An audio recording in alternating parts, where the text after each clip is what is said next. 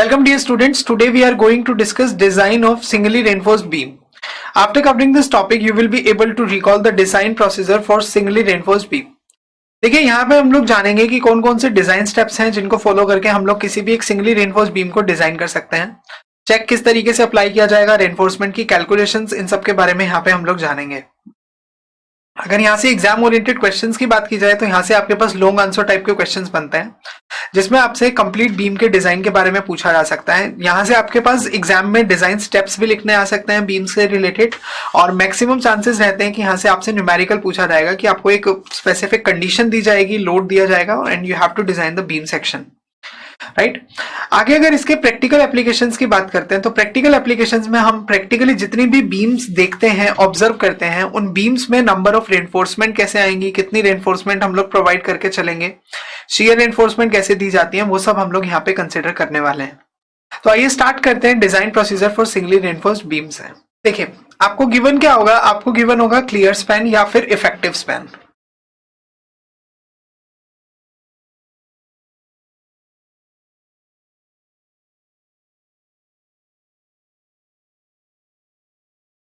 Right, इसके बाद आगे नेक्स्ट आपके पास अगर क्लियर स्पैन है तो सपोर्ट विड्थ गिवन होगी, और इफेक्टिव स्पैन है तो सपोर्ट विड्थ की जरूरत नहीं पड़ती। उसके बाद जो मेन नेक्स्ट टर्म दी होगी वो होगा लोड,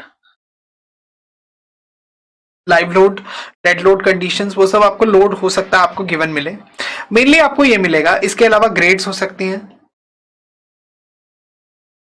ग्रेड्स मतलब मटेरियल, हम लोग कंक्रीट और स्टील क्या यूज करने वाले हैं, सपोर्ट कंडीशंस हो सकते हैं, ये सब आपको गिवन होगा। तो अब अगर डिजाइन स्टेप्स की बात करते हैं तो डिजाइन स्टेप्स में सबसे पहला स्टेप जो आता है मेरे पास, step 1 is always control for deflection, control of deflection.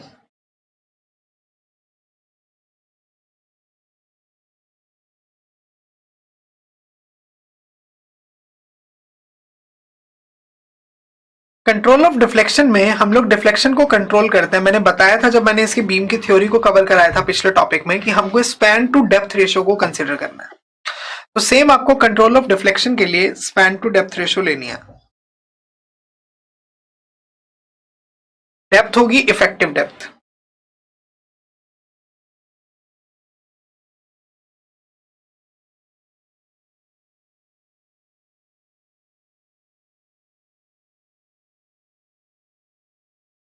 हमने पढ़ा था 7 for cantilever beams,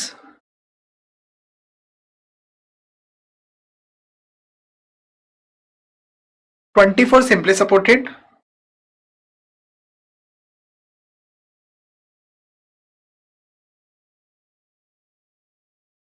and 26 for continuous.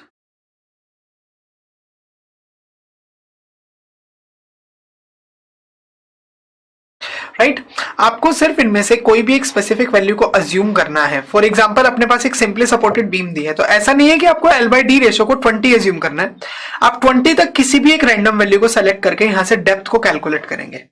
तो आपको क्या करना होगा, you have to calculate the depth. तो डेप्थ आपके पास जो आएगी, this will be span upon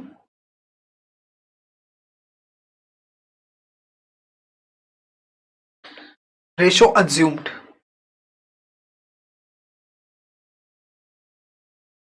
क्योंकि बेटा अगर मैंने एग्जैक्टली 20 को कंसिडर कर लिया सिंपली सपोर्टेड में, बिल्कुल 20 लेके चला, तो जो मेरे पास अगर रेशियो मैक्सिमम है तो डेप्थ की वैल्यू मिनिमम आएगी। राइट, कि इतनी तो कम से कम डेप्थ आपको प्रोवाइड करनी है।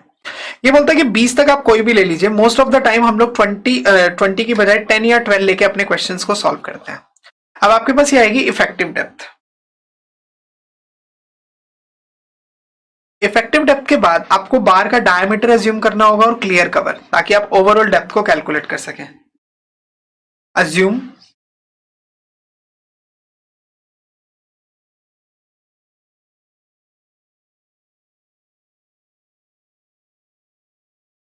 बार, डायमीटर एंड क्लियर कवर।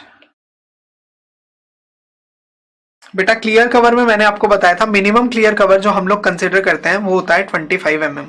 तो इन दोनों में से आपको एक क्लियर कवर की वैल्यू अज्यूम करनी है, एक बार का डायमीटर अज्यूम करना है, और इसके बेसिस पे आप ओवरऑल डेप्थ को कैलकुलेट करेंगे। ओवरऑल डेप्थ होता है effective depth small D plus bar diameter का हाफ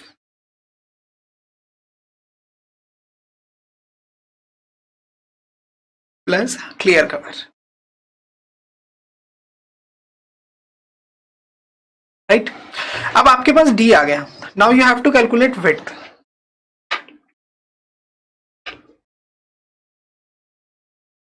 बेटा विड्थ ऑफ द बीम जो होगा वो आप कितना भी रख सकते हो, ऐसी कोई लिमिटेशंस नहीं रहती हैं, बट प्रैक्टिकली हम लोग या तो d/2 या फिर कैपिटल D/3 जनरली रखते हैं, क्योंकि विड्थ में अगर थोड़ा बहुत वेरिएशन होगा, अगर आपने विड्थ को कम मान लिया तो ऑटोमेटिकली एरिया ऑफ स्टील उसके हिसाब से वो बैलेंस कर देता है उसको। तो इसकी कोई कंडीशन नहीं है, बट d/2 d/3 हम लोग जनरली प्रैक्टिकली लेके चलते हैं। तो हम लोग सबसे पहले फर्स्ट स्टेप में डिफ्लेक्शन को कंट्रोल करने के लिए डिफ्लेक्शन कंट्रोल के क्राइटेरिया के बेसिस पे डेप्थ अज्यूम करेंगे L/D रेशो से। उस डेप्थ से ओवरऑल डेप्थ कैलकुलेट हुई और ओवरऑल डेप्थ के साथ साथ हम लोग विड्थ ऑफ द बीम को डिटरमाइन करेंगे। अब विड्थ ऑफ द बीम में चाहे आप ओवरऑल ले लीजिए चाहे इफेक्टिव ले लीजिए, बहुत ज्यादा डिफरेंस नहीं रहता है। वो जितना भी होगा जैसे मैंने पहले बताया वो रेनफोर्समेंट उसे ओवरकम कर देगा। अब कंट्रोल ऑफ डिफ्लेक्शन के बाद सेकंड जो रहेगा मेरे पास वो रहेगा कैलकुलेशन ऑफ लोड।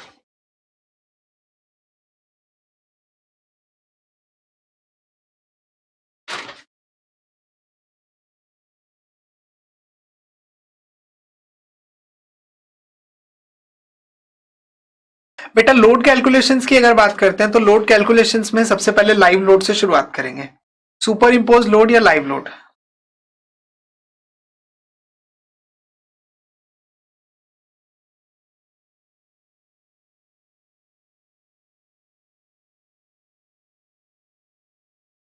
ये हमेशा गिवन होता है,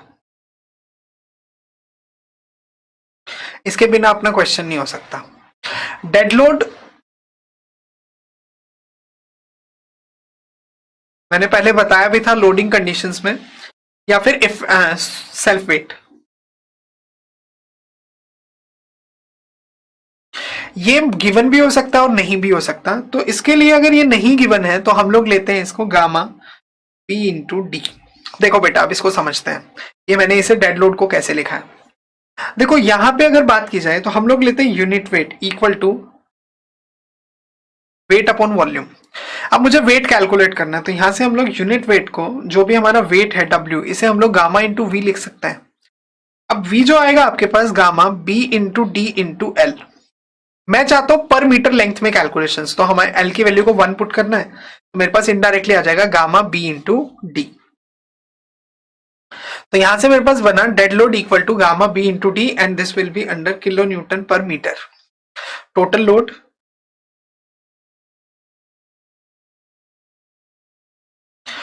लोड में आपके पास आएगा सुपर इंपोज लोड या live load plus dead load. देखो अगर वर्किंग स्ट्रेस मेथड हुआ तो total load as it is use होगा, और अगर लिमिट स्टेट मेथड हुआ तो फिर फैक्टर्ड लोड आपको बनाना पड़ेगा।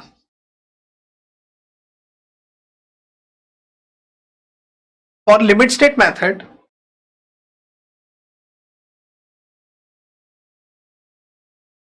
factor load will be equal to load factor, that means 1.5 into total load। तो यहां से आ जाएगा आपके पास फैक्टर्ड लोड। अब स्टेप 3,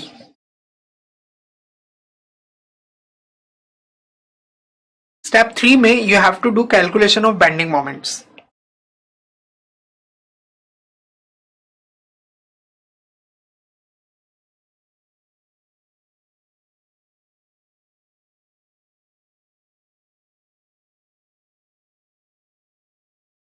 अब कैलकुलेशन ऑफ बेंडिंग मोमेंट्स में सिंपली सपोर्टेड बीम होगी अगर, तो बेंडिंग मोमेंट का हम फॉर्मूला लगाते हैं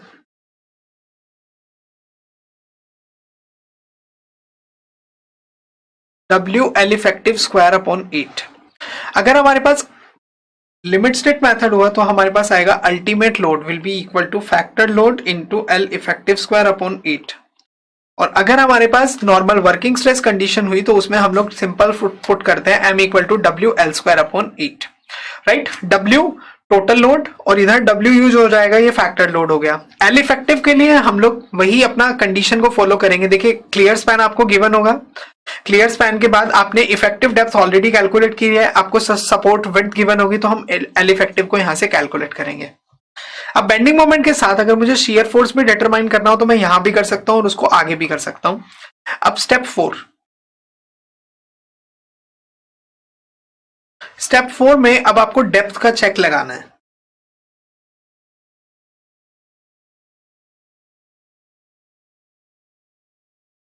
देखिए बेटा, जब भी डेप्थ कैलकुलेट होगी हमेशा याद रखिए, हमेशा कॉन्क्रीट साइड से हम लोग मोमेंट के साथ जब कंपेयर करते हैं तो आपके पास डेप्थ का चेक होता है। अब जैसे अगर मोमेंट की बात करें, for example limit state method use करता हूं।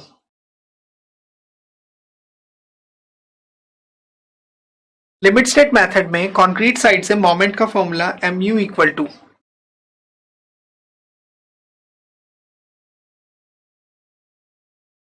0.36 FCK XUB into D minus 0.42 into XU, right. तो ये वाला जो फॉर्मूला था आपके पास, इसमें आपको क्या करना है, put XU equal to XU limiting,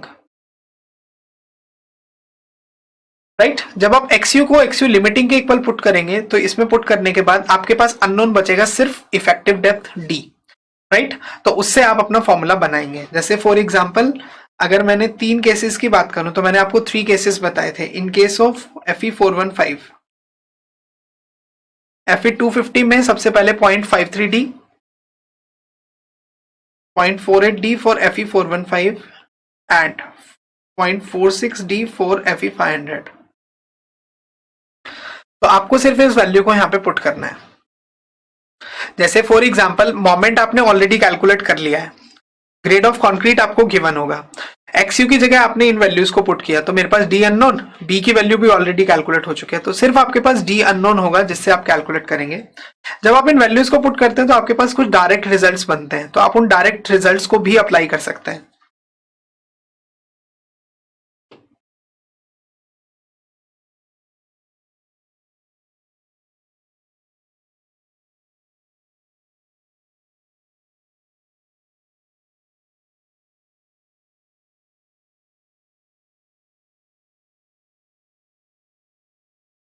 आप सेम डायरेक्ट रिजल्ट्स अप्लाई कर सकते हैं। पहला है Fe250, नेक्स्ट है अपने पास Fe415 and next is Fe500। ये बोलता है कि जब आप 0.53D को यहां पे पुट करेंगे तो आपके पास वैल्यू बनेगी, तो पहले वाले में आपके पास वैल्यू बनेगी 0.148 FCK BD स्क्वायर। फिर Fe415 के लिए सेम ऐसे ही वैल्यू बनेगी आपके पास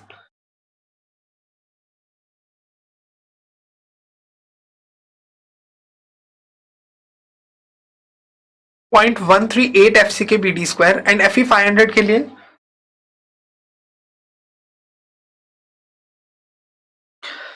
जो भी आपको ग्रेड दी है, फॉर एग्जांपल आपको Fe500 दिया है तो आप सीधा ये उठाइए mu equal to 0.133 FCK BD square. Concrete के ग्रेड आपको दी होगी, विड्थ आप ऑलरेडी कैलकुलेट कर चुके हैं, मोमेंट भी कैलकुलेट हो चुका है, तो बस आपको इस फॉर्मूले में पुट करके डी की वैल्यू को कैलकुलेट करना होगा, you will get the value, right. फिर आपको इसको कंपेयर करना है, ये तो है कैलकुलेटेड डी की, लोड के हिसाब से, इस मोमेंट के हिसाब से डी कितना आएगा। जो पहले मैंने प्रोवाइड किया था डी, वो डी कौन से वाला था, वो डी रिप्रेजेंट करता है कि एक्चुअल कंडीशन में जब डिफ्लेक्शन को कंट्रोल करना होगा तो डिफ्लेक्शन को कंट्रोल करते हुए डी हम कौन सा प्रोवाइड कर रहे हैं। तो इन दोनों में से जो भी ज्यादा आएगा, पहले वाला ज्यादा था तो उसे आप प्रोवाइड करके रखिए, वही उसी से चलता रहेगा। अगर ये डी ज्यादा आ गया तो मैं अब अपने क्वेश्चन को आगे फर्दर यहीं से कैरी ओवर कर दूंगा। अब चेक फॉर डेप्थ के बाद नेक्स्ट रहेगा मेरे पास चेक कैलकुलेशन ऑफ रेनफोर्समेंट। तो देखो बेटा, ये तो था limit state method. In case मेरे पास अगर वर्किंग स्ट्रेस मेथड है,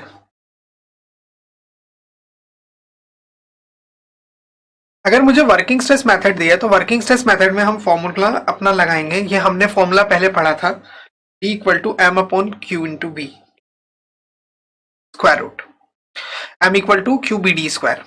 अब ये जो q, b और d जो है, इनकी वैल्यूज, मतलब b की वैल्यू तो ऑलरेडी आ चुकी है, q की वैल्यू ग्रेड ऑफ कंक्रीट और स्टील पे डिपेंड करती है, जिसको हमने लिखा था q equal to half CJK। C is stress in concrete, J जो था मेरे पास ये लिवर आर्म फैक्टर था, जिसकी वैल्यू हमने पुट की थी 1 माइनस K/3, एंड K जो है आपके पास ये लिवर आर्म के बेसिस पे हम लोग इसको भी यूज करते थे, जिसकी वैल्यू हम लोग लेते थे सिग्मा से m sigma CBC upon m sigma CBC plus sigma ST, right.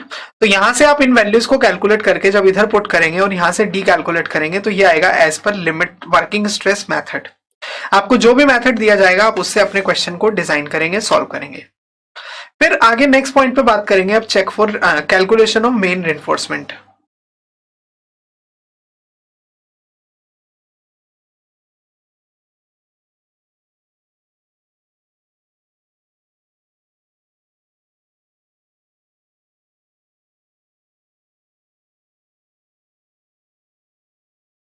बेटा लॉन्गिट्यूडनल रेनफोर्समेंट के अगर चेक की कैलकुलेशंस की बात करते हैं तो पहले लिमिट स्टेट मेथड को ही फॉलो करते हैं। अब लिमिट स्टेट मेथड में रेनफोर्समेंट के लिए हम फॉर्मूला लगाएंगे स्टील साइड से।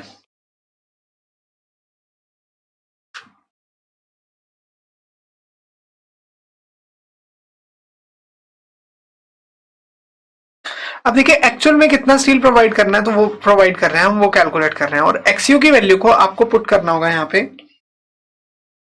जो एक्चुअल थी न्यूट्रल एक्सिस की डेप्थ। रीजन ये है इस कंडीशन को फॉलो करते हुए क्योंकि हमें अपना सेक्शन डिजाइन करना है अंडर रेनफोर्स सेक्शन। अगर मैं एक्सयू लिमिटिंग पुट कर दूंगा यहाँ पे तो मेरा सेक्शन जो है वो ओवर रेनफोर्स की तरह डिजाइन हो जाएगा या फिर बैलेंस की तरह। तो एक्सयू की वैल्यू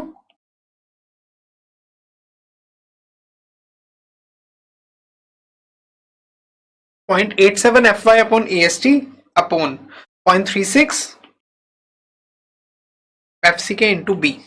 अब यहाँ पे आपके पास FY, AST and B available है, AST अननोन है। जब आप यहाँ पे सॉल्व करेंगे, पुट करेंगे इसके अंदर ऊपर वाली इक्वेशन में AST के टर्म्स में, और पूरी इक्वेशन को आपको एरिया ऑफ स्टील के लिए इसे सॉल्व करना है। तो यहां से आप कैलकुलेट करेंगे एरिया ऑफ स्टील।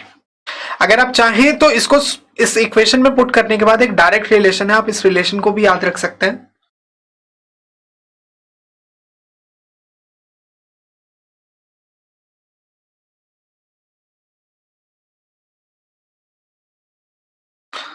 तो देखो ये वाला फॉर्मूला आ गया एरिया ऑफ स्टील के लिए 0.5 FCK upon FY into 1 minus square root of 1 minus 4.6 MU upon FCK BD square into BD।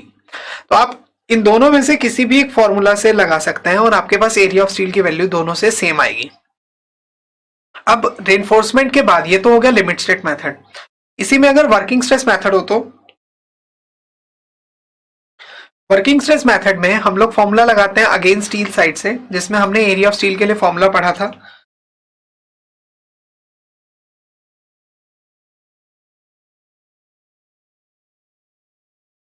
M equal to AST equal to M upon sigma ST into JD, और J हो जाएगा आपके पास 1 minus K/3, right. जो ऊपर हम लोग J calculate करेंगे जब डेप्थ की कैलकुलेशन में, उसी J को आपको यहाँ पे यूज करना है।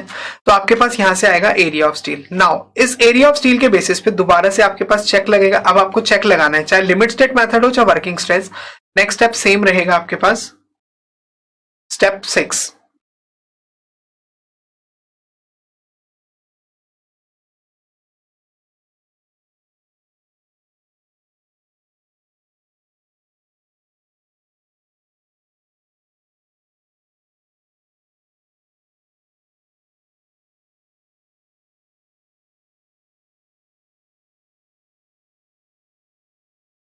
चेक फॉर रेनफोर्समेंट, तो अब चेक फॉर रेनफोर्समेंट में ASC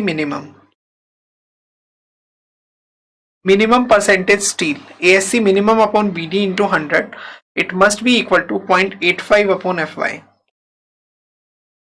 इंटू 100। तो मैं इस कंडीशन को फॉलो करते हुए मिनिमम एरिया ऑफ स्टील को कैलकुलेट करूंगा।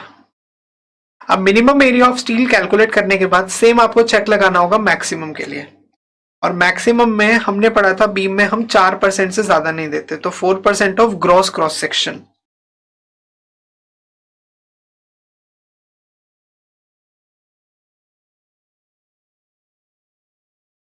तो 0.04 B इंटू डी, ये बन जाएगा आपके पास AST मैक्स। अब AST कैलकुलेटेड, AST मिनिमम और मैक्सिमम में हम लोग क्राइटेरिया देखेंगे और जो भी हमें स्टील प्रोवाइड करना होगा उसकी वैल्यू को हम प्रोवाइड करेंगे। फिर चेक फॉर एनफोर्समेंट के बाद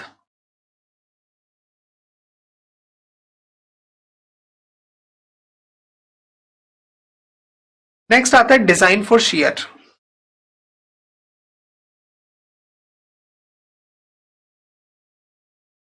अब आपको अपनी बीम को शियर के लिए डिजाइन करना है। देखिए ये वाला जो पार्ट था, ये वाला पार्ट जो हमने शियर में जब रेनफोर्समेंट के बारे में पढ़ा था, ये बिल्कुल इसके बाद आगे वैसे ही होगा। सबसे पहले आप कैलकुलेट करेंगे यहाँ पे tau V, nominal shear stress बताया था मैंने, और नॉमिनल शियर स्ट्रेस होता है अपने पास V upon B into D, right. Limit state method हुआ तो अल्टीमेट, राइट, और वर्किंग स्ट्रेस मेथड हुआ तो नॉर्मल अपना हम लोग पुट करेंगे। उसके बाद आपको कैलकुलेट करना होगा टाउ सी। टाउ सी की वैल्यू जो है ये टेबल नंबर 19 से आएगी, जो हम लोग IS कोड में यूज करते हैं, जिसमें हमने ग्रेड ऑफ स्टील और कंक्रीट के बेसिस पे परसेंटेज स्टील परसेंटेज स्टील और ग्रेड ऑफ कंक्रीट के बेसिस पे टाउ सी की वैल्यू को डिटरमाइन करना है।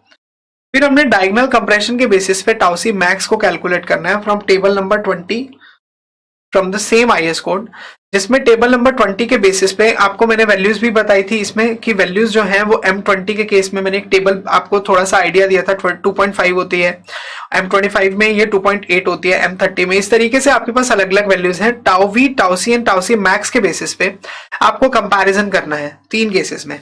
Tau V less than tau C, second case tau V lies between tau c and tau c max, और third case था when tau v is greater than tau c max। तो उन conditions के basis पे आप अपनी reinforcement को design करेंगे एंड स्पेसिंग बिटवीन बार्स आपको कैलकुलेट करना होगा। And then finally you have to check for development length.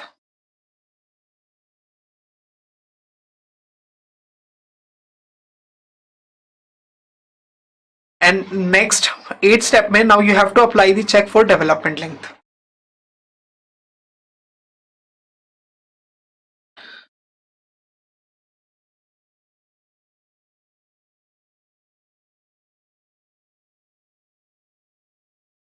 तो चेक फॉर डेवलपमेंट लेंथ में आपको लेना होगा, फिर यहां से आप कैलकुलेट करेंगे डेवलपमेंट लेंथ एलडी। एलडी के लिए हम फॉर्मूला जो यूज करते थे वो था अपने पास 0.87 FY pi upon 4 tau BD। अलग अलग कंडीशन थी, टेंशन में प्रोवाइड करेंगे तो हम लोग टेंशन में तो ये वाला फॉर्मूला था माइल्ड स्टील में, अगर आपके पास स्टील आ गया तो 60% स्ट्रेंथ को बढ़ाना है, अगर आपके पास कंप्रेशन में यूज करें तो 25% आपको स्ट्रेंथ को बढ़ाना है। तो इस तरीके से आपको टोटल इन 8 स्टेप्स के अंदर अपने बीम के डिजाइन को कवर करना है, राइट। तो देखिए बेटा, यहाँ पे हमने जाना कि सिंगली रेनफोर्स बीम को किस तरीके से डिजाइन किया जाता है, इसका मेन प्रोसेस होता किस तरीके से है, कौन से फॉर्मूला लगाना होगा और कब आपको लगाना होगा।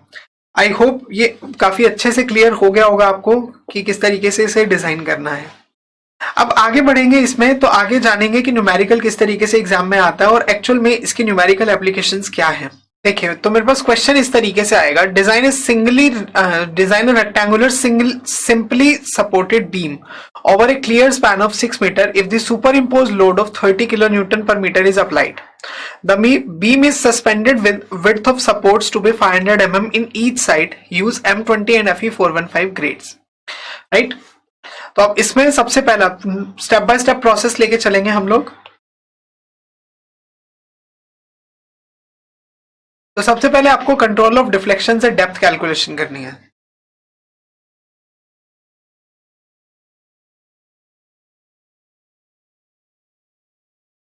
So depth of the beam by control of deflection.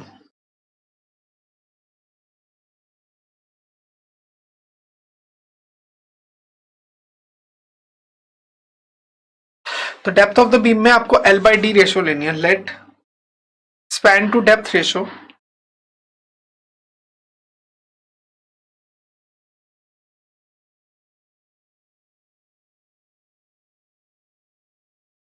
Of the beam.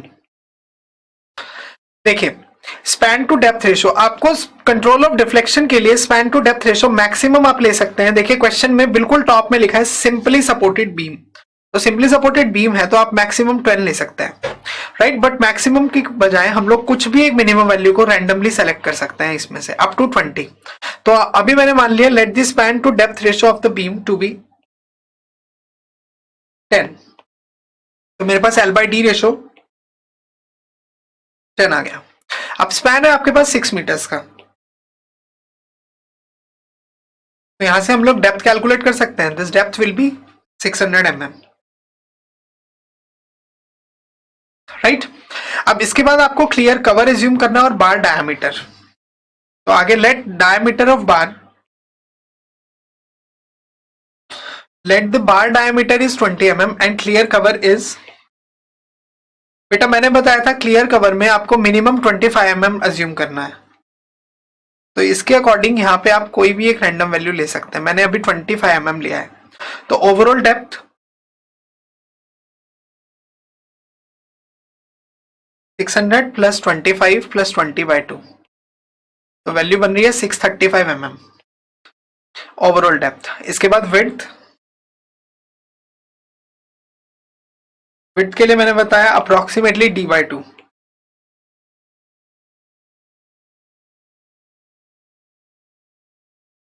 तो अब देखो अप्रोक्सीमेटली है, तो कोई हार्ड एंड फास्ट तो है नहीं, तो आप इसको 310 चाहे 320 जो भी आप चाहो एक रैंडम यहां से उठा सकते हो, 320 30 50 जो भी आप चाहो।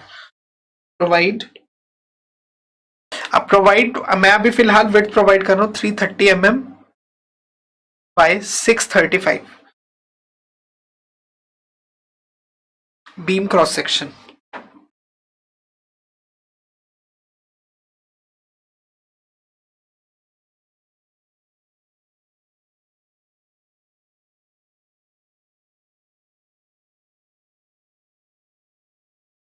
तो 330 mm by 635 mm beam cross section को आपने यहां पे प्रोवाइड किया है। अब इनके प्रोविजन के बेसिस पे जो भी आपने ये डेप्थ को प्रोवाइड कर दिया है सेक्शन को, now you have to calculate load. Step 2,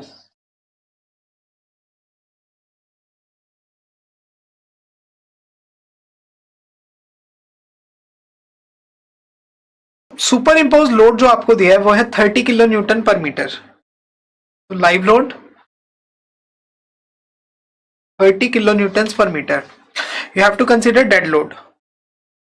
तो डेड लोड के लिए गामा बी इंटू डी। अब यूनिट वेट ऑफ आरसीसी होता है 25 kilo newton per metre cube. Width की अगर बात करते हैं तो विड्थ आपने प्रोवाइड कितना किया है, आपने प्रोवाइड किया है 330, तो 0.33 मीटर में। डेप्थ हमने ओवरऑल डेप्थ प्रोवाइड किया है 635, तो 0.635। तो यहां से आपके पास डेड लोड बनेगा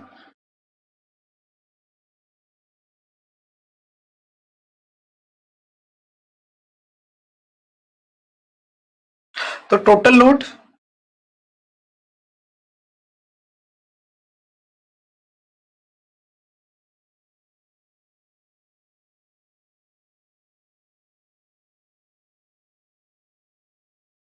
तो बेटा अगर हम लोग इसको डिजाइन करते हैं लिमिट स्टेट मेथड से तो आपको फैक्टर्ड लोड लेना होगा।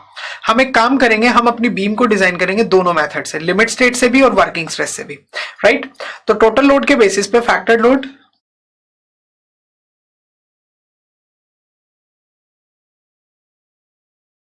थर्टी 5.24 इंटू 1.5, तो मेरे पास वैल्यू बनेगी,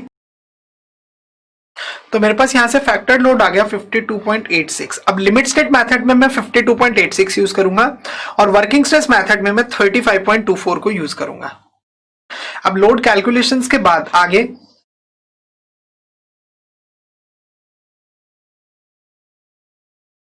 step third, calculation of bending moment and shear force.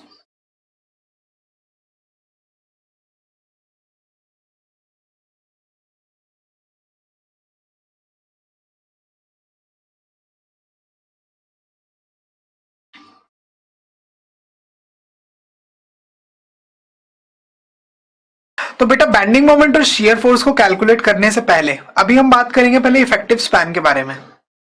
अब इफेक्टिव स्पैन में सिंपली सपोर्टेड बीम में हमने केसेस पढ़े थे L plus support width by 2 plus support width by 2। आप इसको W लिख दीजिए, W डैश लिख दीजिए, कोई स्टैंडर्ड स्पेसिफिकेशन नहीं होती, आप कुछ भी लिख सकते हो। तो आपके पास क्लियर स्पैन तो 6 मीटर दिया है और विड्थ ऑफ सपोर्ट जो है वो 500 mm था, तो 0.5 bye 2 plus 0.5 bye 2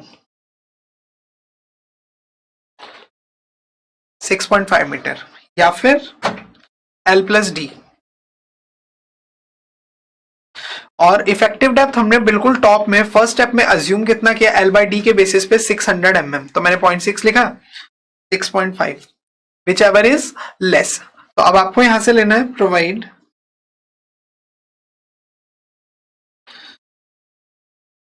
L effective to be 6.5 metre. Clear. अब इसके बेसिस पे आपको मोमेंट कैलकुलेट करना है। तो बेटा मोमेंट को कैलकुलेट करते हुए हम दोनों मेथड्स को फॉलो करेंगे, लिमिट स्टेट और वर्किंग स्ट्रेस मेथड को। तो अब लिमिट स्टेट में तो हम लोग लोड यूज करने वाले हैं फैक्टर लोड 52.86 और वर्किंग स्ट्रेस मेथड में हम लोग लोड यूज करेंगे जो टॉप में 35.24 जो टोटल लोड आया है उसे।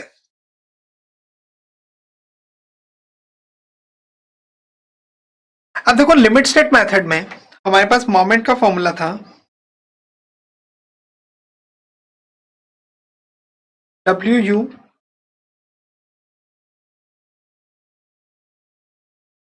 L effective square upon 8। तो WU की अगर बात करते हैं आया था।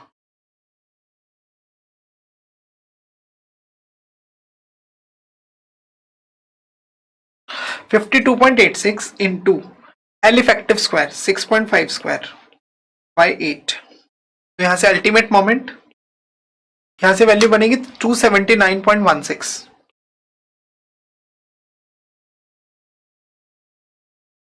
अब सिंपली सपोर्टेड बीम में शियर फोर्स का फॉर्मूला होता है WL/2।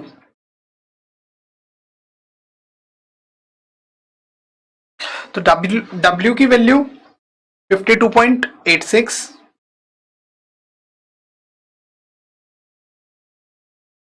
तो यहां से शियर फोर्स आ जाएगा आपके पास फैक्टर्ड 171.79 किलो न्यूटन।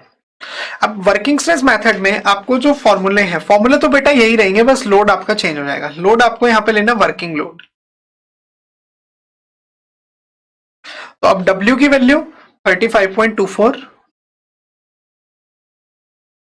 ये आ गया मोमेंट। अब मोमेंट के बाद शियर फोर्स, तो शियर फोर्स के लिए फॉर्मूला WL/2।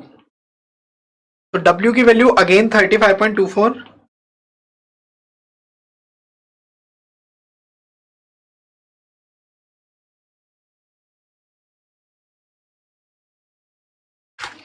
ये बन गया आपके पास शियर फोर्स। तो ये वाले दोनों है लिमिट स्टेट के हिसाब से मोमेंट की values and shear force, and this is from as per working stress method. अब नेक्स्ट आपको डेप्थ के चेक लगाना है।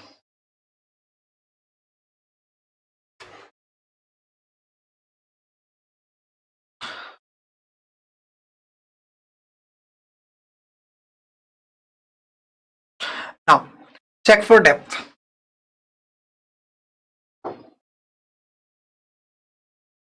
अब डेप्थ के चेक के लिए अगेन लिमिट स्टेट में अलग और वर्किंग स्ट्रेस में अलग। अब लिमिट स्टेट से शुरुआत करेंगे हम लोग। अब डेप्थ की कैलकुलेशन के लिए मैंने आपको बताया था, आप सीधा फॉर्मूला ले सकते हो लिमिट स्टेट में, MU इक्वल टू 0.36, मतलब हमारे पास है M20 Fe415, तो Fe415 के हिसाब से 0.138 FC के VD स्क्वायर। अगर Fe250 होता तो 0.148, Fe500 होता तो 0.133, यहां पे दिया है 0.138 FC के VD स्क्वायर। तो अल्टीमेट मोमेंट हमने अभी ऊपर कैलकुलेट किया, उस वैल्यू को पुट करना है।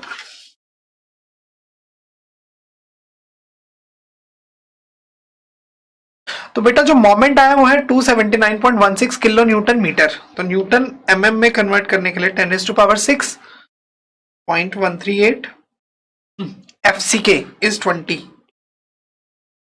विड्थ हमने कंसीडर की है,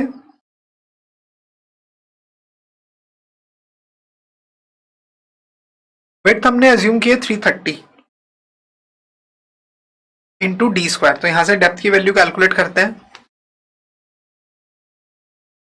तो मेरे पास यहां से जो डेप्थ आ गई है वो डेप्थ आई है यहाँ पे 553.62 mm। अब बात करते हैं वर्किंग स्ट्रेस मेथड की।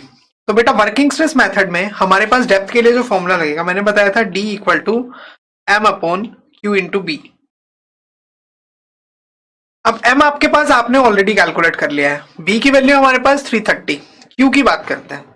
Q जो होता है हाफ CJK या फिर half sigma CBC into J into K। अब सिग्मा CBC की वैल्यू M20 के लिए हम लोग सिग्मा CBC अगर हमें टेबल दे रखी है तो उससे ले लेंगे जो हमें IS कोड होगा, अदरवाइज हम लोग ये भी लिखते हैं 1/FCK/3।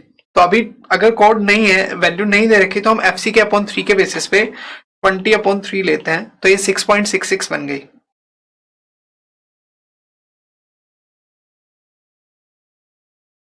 वैसे इसकी एग्जैक्ट अगर IS कोड के हिसाब से वैल्यू ली जाती है तो IS कोड में इसकी वैल्यू 7 होती है।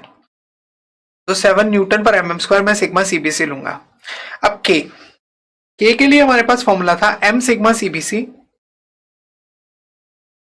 इनफैक्ट K के लिए हमारे पास फॉर्मूला था 93.33 divided by 93.33 plus sigma ST। Fe415 के लिए सिग्मा ST की वैल्यू हम 230 लेते हैं। सिग्मा ST मैंने बताया था 0.55 FY।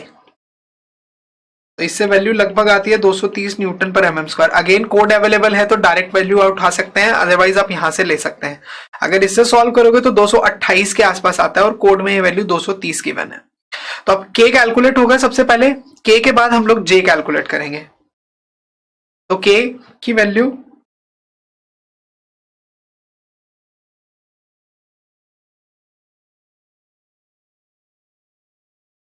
तो यहां से के की वैल्यू आ गई 0.288।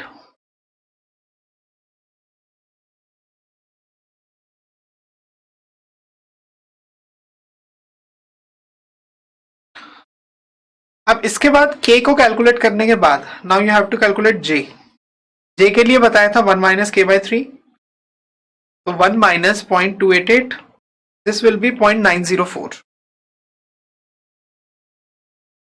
Now we have J, this is K के साथ हमारे पास सिग्मा सीबीसी है। तो अब सबसे पहले क्यू कैलकुलेट होगा और क्यू के बाद हम डेप्थ कैलकुलेट करेंगे। तो क्यू के लिए हमारे पास formula half into sigma CBC, sigma CBC is 7,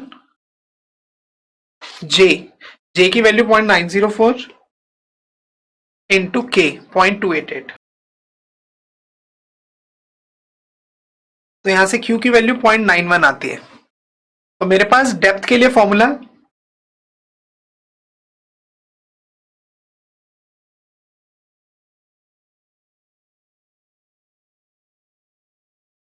M upon Q into B. अब मोमेंट, तो बेटा डेप्थ के लिए जो हमने मोमेंट कैलकुलेट किया था वर्किंग स्ट्रेस मेथड में, वर्किंग स्ट्रेस मेथड में था फॉर्मूला 186.11। अब ये था किलो न्यूटन मीटर, तो इसको न्यूटन एमएम में कन्वर्ट करने के लिए into 10⁶ divided by Q into B. Q की वैल्यू 0.91 एंड बी जो है हमने 330 mm एज्यूम किया है। यहां से वैल्यू देखो बेटा, वापिस से एक बार इसी स्टेप के बारे में बात करते हैं। लिमिट स्टेट मेथड से मेरे पास डेप्थ आ गई 553.62 mm, मैंने प्रोवाइड की थी 600 mm। तो जो मेरे पास डेप्थ प्रोवाइडेड है वो डेप्थ प्रोवाइडेड इज 600 mm। इसका मतलब है कि इस मोमेंट को रोकने के लिए, इस लोड को रोकने के लिए आपको डेप्थ कितनी प्रोवाइड करनी है, 6, मतलब रिक्वायर्ड कितनी है 553, लेकिन मैंने डिफ्लेक्शन को कंट्रोल करने के लिए प्रोवाइड कर दी 600 mm। तो दैट मींस जो मेरा जो सेक्शन है, सेक्शन इज सेफ। जब भी आपके पास डी प्रोवाइडेड की वैल्यू ज्यादा आएगी as compared to D calculated, तो section will be safe.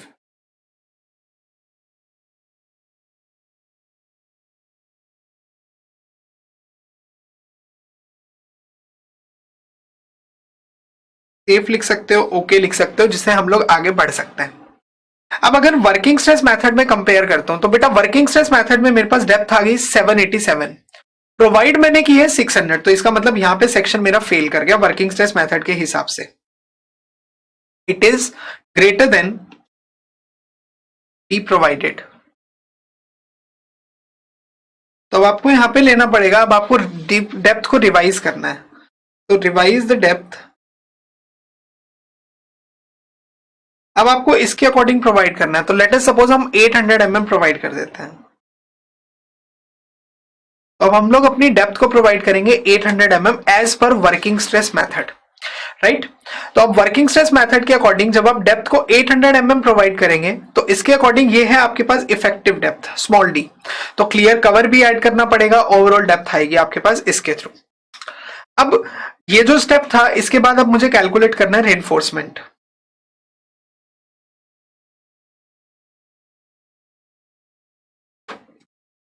Next step is calculation of reinforcement.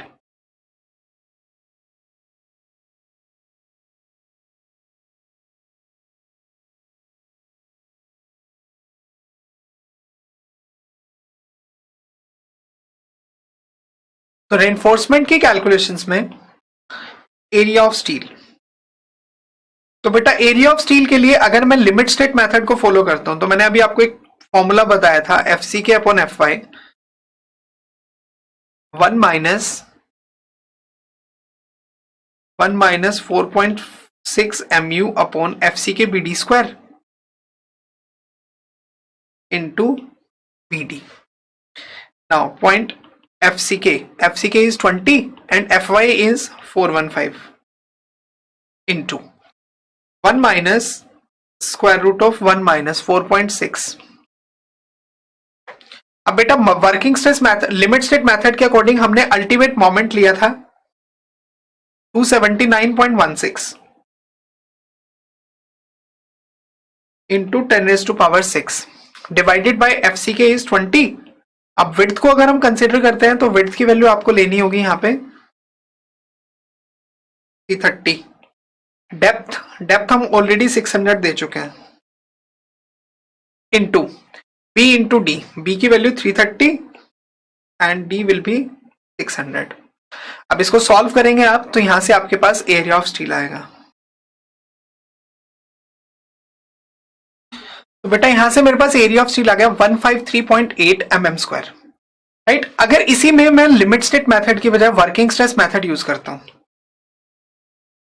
तो बेटा वर्किंग स्ट्रेस मेथड में हम लोग एरिया ऑफ स्टील के लिए जो मैंने फॉर्मूला बताया था वो था आपके पास m/σ_st इंटू JD. अब m की वैल्यू हमने कैलकुलेट की थी 186.11. तो 186.11 अगेन किलो न्यूटन मीटर में थी तो उसको 10⁻⁶ से मल्टीप्लाई किया. σ_st की वैल्यू हम 230 लेके चल रहे हैं. अभी आपको मैंने ऊपर बताया था. J की वैल्यू की अगर बात करें तो J भी हमने कैलकुलेट किया था 0.91 एंड डी इज. अब वर्किंग स्ट्रेस मेथड में मैंने अपनी डेप्थ को रिवाइज किया. ऊपर देखते हैं. देखो वर्किंग स्ट्रेस मेथड में अब मैंने अपनी डेप्थ को रिवाइज करके 800 mm प्रोवाइड किया था. तो अब मैं इसको यूज करूंगा अपनी पूरी कैलकुलेशंस में. तो यहां पे 800 आ गया. तो यहां से एरिया ऑफ 4 × 1.50 यही है मैम. तो ये आ गया आपका area of steel as per working stress method. Now area of steel calculate करने के बाद आपको चेक लगाना है. Next step is check for reinforcement.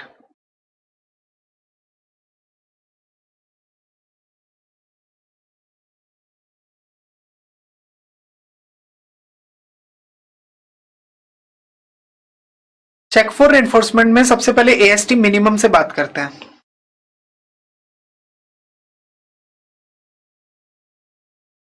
AST minimum upon BD will be equal to 0.85 upon FY. Percentage steel के basis पे था. 100 दोनों साइड से कैंसिल हो जाएगा. ये बनेगा. Now AST minimum age it is, चाहे वर्किंग स्ट्रेस मेथड हो चाहे लिमिट स्टेट मेथड हो, फॉर्मूला सेम लगेगा. अब B की वैल्यू 330. अब देखो लिमिट स्टेट मेथड जब यूज करूंगा तो D की वैल्यू 600 और वर्किंग स्ट्रेस में मैंने D रिवाइज करके कर दिया 800. तो मैं 800 को यूज करूंगा.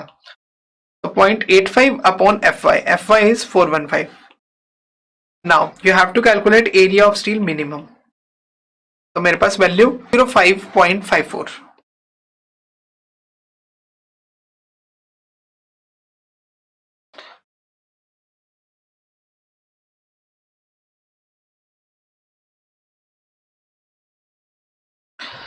चेक फॉर रेनफोर्समेंट में अब मिनिमम स्टील के बाद आपको चाहिए मैक्सिमम स्टील.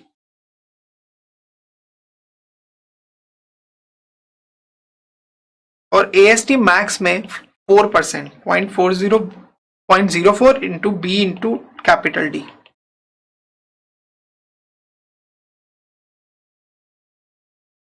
अब ग्रॉस हमने प्रोवाइड किया था वहां पे 635 value.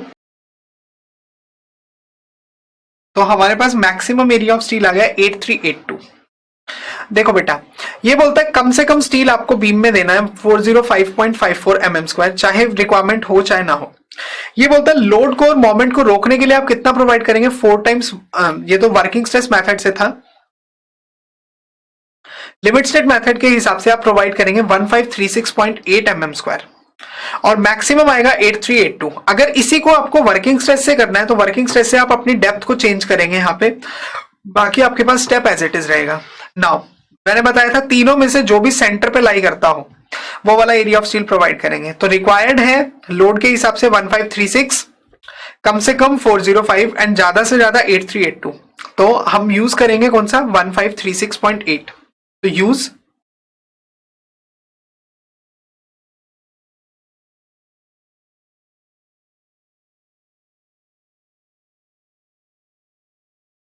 Use area of steel 1536.8 mm square. अब बेटा ये जो स्टील आया है इससे कैलकुलेट करते हैं number of bars.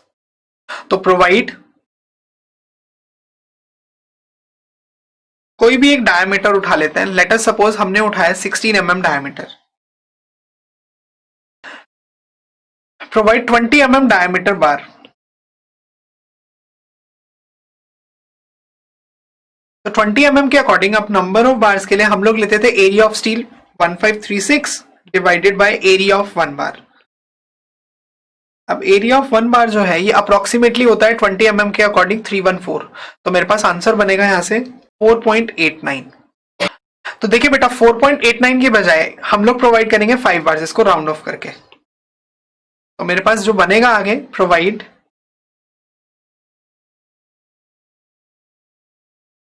5 bars of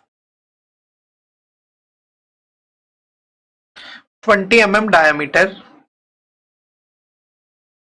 ये बन गया मेरे पास बीम का डिजाइन में।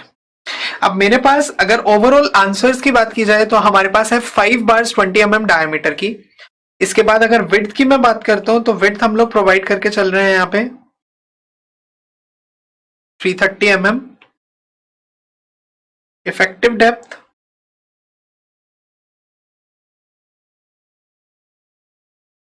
इफेक्टिव डेप्थ आपके पास आ रही है यहां पे 600 mm एंड ओवरऑल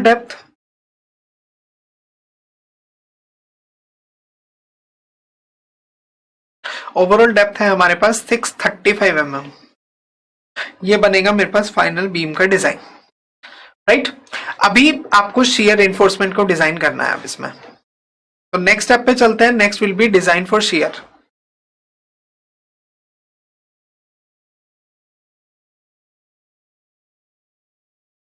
बेटा लेंथी जरूर है क्वेश्चन थोड़ा सा, बट मुश्किल नहीं है। अगर आपके पास सभी स्टेप्स आपको याद हैं तो आप आसानी से इसे कर सकते हैं। तो अब डिजाइन फॉर शियर में सबसे पहले आपको शियर के लिए नॉमिनल शियर स्ट्रेस कैलकुलेट करना है।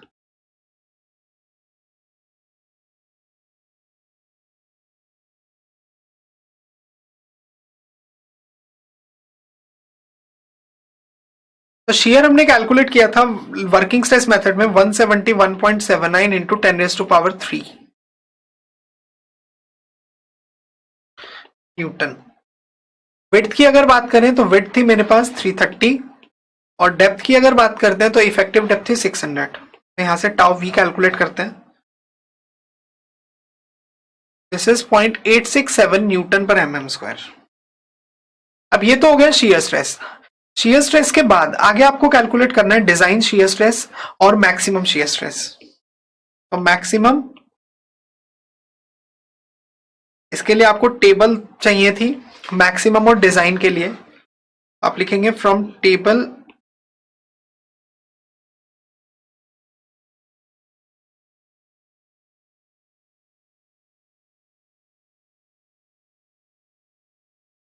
IS 456/2000 टेबल नंबर 20 से आपके पास टाउसी मैक्स की वैल्यू आएगी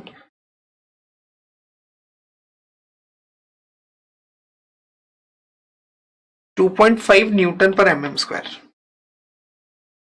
अब चाहिए मुझे टाउ डिजाइन शियर स्ट्रेस।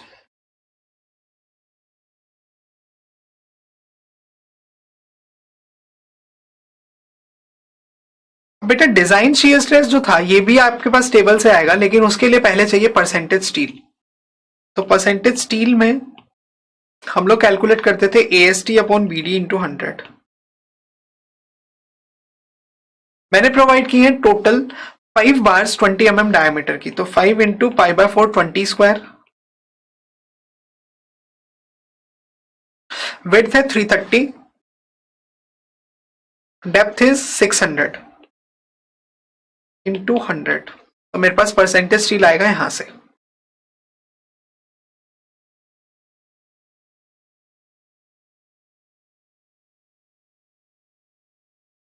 0.793। अब परसेंटेज स्टील है, ग्रेड मेरे पास दे रखा है M20। तो हम टेबल नंबर 19 को देख सकते हैं, ग्रेड M20। M20 का मतलब ये वाला पार्ट आपको गिवन है, राइट। परसेंटेज स्टील हमारा हमने अभी कैलकुलेट किया, परसेंटेज स्टील आया 0.793। तो इसके अकॉर्डिंग 0.793 हमारे पास 0.75 और 1 के बीच में लाई करेगा। तो दैट मीन्स जो हमारा स्ट्रेस है वो स्ट्रेस भी अब इन दोनों के बीच में लाई करेगा 0.56 और 0.62 के बीच में। तो आपको करना ये है,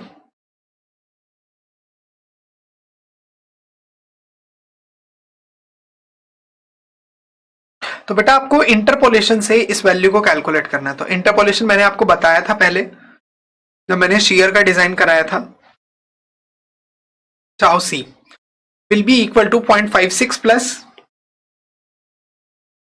दोनों वैल्यूज का डिफरेंस 0.62 माइनस 0.56 डिवाइडेड बाय दोनों रेफरेंस वैल्यूज का डिफरेंस। तो रेफरेंस वैल्यूज हमारे पास 1 और 0.75 है, तो 1 माइनस 0.75 इनटू किस पे, आपको जिस पॉइंट पे वैल्यू को कैलकुलेट करना है, मुझे कैलकुलेट करना है 0.793 पे, माइनस ये जो 0.56 है ये इनिशियल वैल्यू किसके बेसिस पे लिया है, तो ये हमने लिया है 0.75 पे। तो यहां से आप सॉल्व करेंगे तो आपके पास आएगा टाउ सी। तो मेरे पास यहां से स्ट्रेस की वैल्यू आ गई 0.570 न्यूटन पर एमएम स्क्वायर। तो परसेंटेज स्टील के बेसिस पे हम लोग लिखते हैं यहां से on the basis of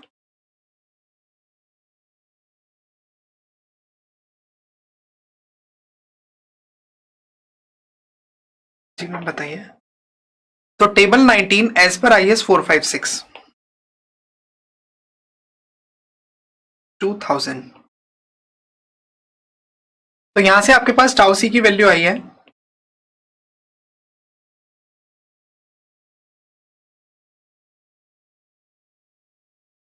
0.50 newton per mm square. तो बेटा tau V is 0.867, tau C max is 2.5 newton per mm square and tau C is 0.50 newton per mm square. तो जो मेरे पास केस बनेगा वो केस होगा सेकंड, जिसमें tau V lies between tau C and tau C max. लिखाए थे मैंने केसेस, आप रेफर भी कर सकते हैं अपने डिजाइन फॉर शेयर को, जिसको आपने नोट्स एम श्योर बनाए होंगे, उसके थ्रू आप देखेंगे तो आपको ये सेकंड केस मिलेगा यहाँ पे।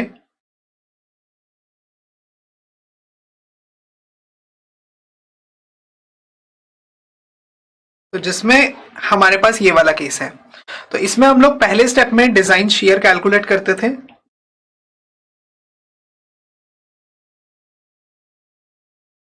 BC, जिसका फॉर्मूला होता था tau C B into D. Now tau C is 0.57, width की अगर बात करते हैं तो 330 एंड डी इज 600। तो मेरे पास डिजाइन शेयर आ गया यहां से 112860 न्यूटन। एडिशनल शेयर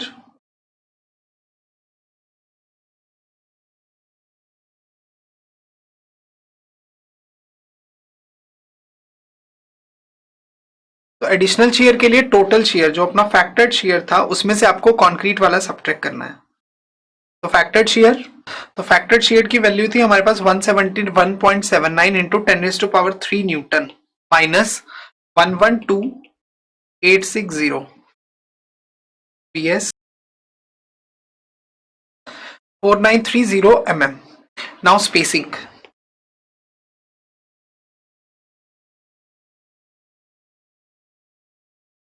स्पेसिंग के लिए formula SV equal to 0.87 FY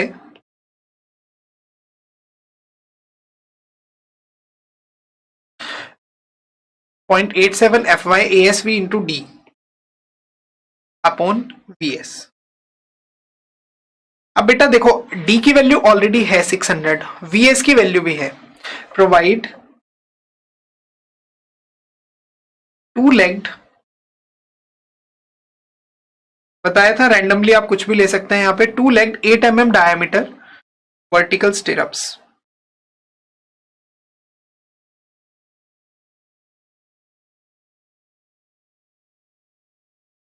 तो यहां से ASV की value number of legs into cross section area of 1 बार।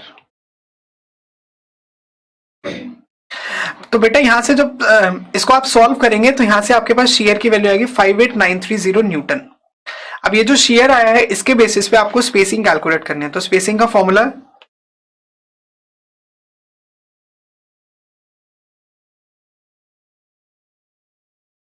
तो स्पेसिंग के लिए आपके पास बनेगा 0.87 FY ASV into D divided by additional shear VS। अब ASB से शुरुआत करते हैं। तो देखो मैंने बताया था शियर के लिए आपको लेग्ड स्टिरअप्स प्रोवाइड करनी है, तो late 2 legged 8 mm diameter stirrups are used।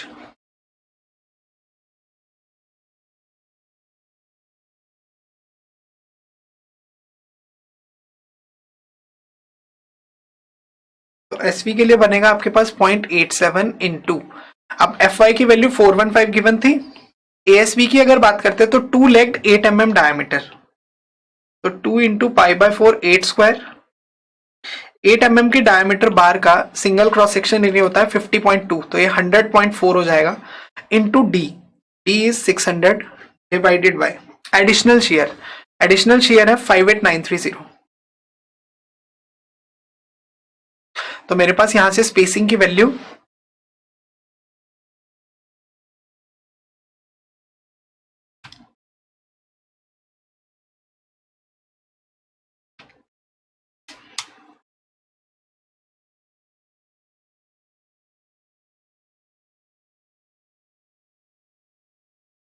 तो स्पेसिंग की वैल्यू आ गई 369.07 mm, राइट।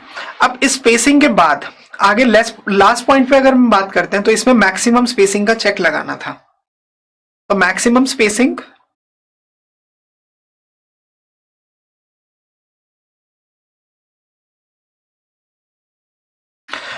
स्पेसिंग के लिए या तो ये हो सकती है 300 mm या फिर 0.75 D, which ever is minimum. अब D की वैल्यू हमने 600 लिया है, तो ये आ गया 450। इन दोनों में से जो भी आपके पास कम आएगा उसको आपको लेके चलना है। तो यहां से हम लोग कंसीडर करेंगे, देखो ये बोलता है लोड के बेसिस पे रिक्वायरमेंट है 369, ज्यादा से ज्यादा आप 300 दे सकते हैं IS कोड के हिसाब से, या 450। तो इन तीनों में से जो भी कम आएगा that you have to give. तो मेरे पास फाइनल बनेगा यहां पे provide 2 leg 8 mm diameter vertical स्टिरअप्स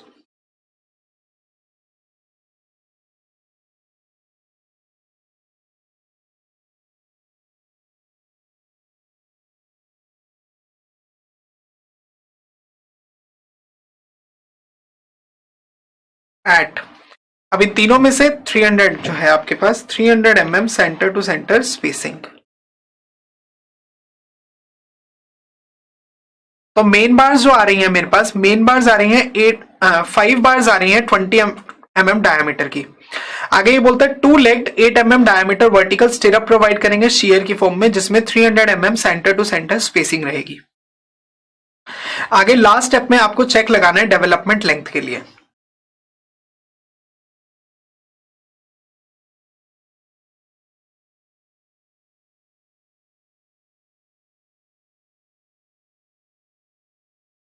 तो डेवलपमेंट लेंथ का चेक ये बोलता है LD must be less than equal to M/V plus L naught. देखिए अब एनकरेज कुछ गिवन नहीं है तो इसको तो आप इग्नोर करेंगे। मोमेंट की अगर बात करते हैं तो मोमेंट वैसे तो सपोर्ट के फेस पे लेना होता है, बट ऐसा जरूरी नहीं है। हम लोग अपना मोमेंट और शियर फोर्स जो हमने कैलकुलेट किया है इन्हें भी कंसिडर कर सकते हैं। शियर फोर्स जो हमने कैलकुलेट किया था that was 171.79 kilo Newton, right. अब एलडी के लिए फॉर्मूला था, हमने पढ़ा था 0.87 FY5 upon sigma S upon 4 times tau BD, लेकिन यहाँ पे HYSD बार्स FE415, तो इसका मतलब 60% ये वैल्यू बढ़ेगी 1.6 टाइम्स टाउ BD। 0.87 FY की वैल्यू 415 पाई, हमने 20 mm डायमीटर मेन बार यूज किया है, डिवाइडेड बाय 4 इंटू 1.6 इंटू। अब देखिए बोन स्ट्रेस की अगर बात करते हैं तो बोन स्ट्रेस में हमारे पास 20 हम M20 ग्रेड दिया है, तो आप IS कोड का यूज करके टाउ BD की वैल्यू को डिटरमाइन करेंगे तो वहां से टाउ BD आएगा आपके पास 1.2। मैंने आपको कराया भी था जब आपने बोन स्ट्रेस का कॉन्सेप्ट हमने किया था, आप अपने नोट्स को रेफर करेंगे तो वो टेबल आपको वहां भी मिलेगी। अदरवाइज आप IS कोड में से भी ये टेबल कलेक्ट कर सकते हैं। तो यहां से आपके पास डेवलपमेंट लेंथ आएगी 940.23 mm। नाउ आगे अब अप्लाई करते हैं इसमें, यहां से m अपॉन v कैलकुलेट करते हैं, n upon v plus L note. m की वैल्यू 279.16 डिवाइडेड बाय 171.79 प्लस 0, कितना आ रहा है मैम ये? तो बेटा देखो, ये बोलता है एलडी की वैल्यू 940.23 mm, मतलब 0.94 मीटर। This is 1.625। एनकरेज को मैंने इग्नोर किया है, तो इसका मतलब कंडीशन सेटिस्फाई हो रही है। ये बोलता है कि L D is less than M upon V plus L naught, hence the design is safe.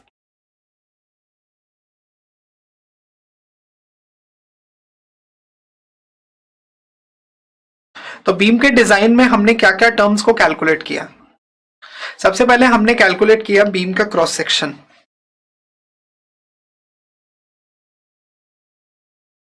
Beam के क्रॉस सेक्शन में 330 mm बाय 600 mm, 635, जिसमें effective cover, clear cover 25 mm का क्लियर कवर था। आगे रेनफोर्समेंट में हमने 5 बार्स 20 mm डायमीटर की provide की। उसके बाद आगे रेनफोर्समेंट के बाद शियर में 2 legged 8 mm diameter स्टिरअप्स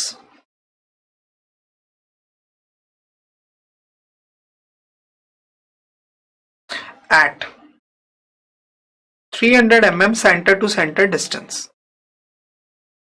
right? And last में development length is 940.23 mm. This is the complete design for the beam.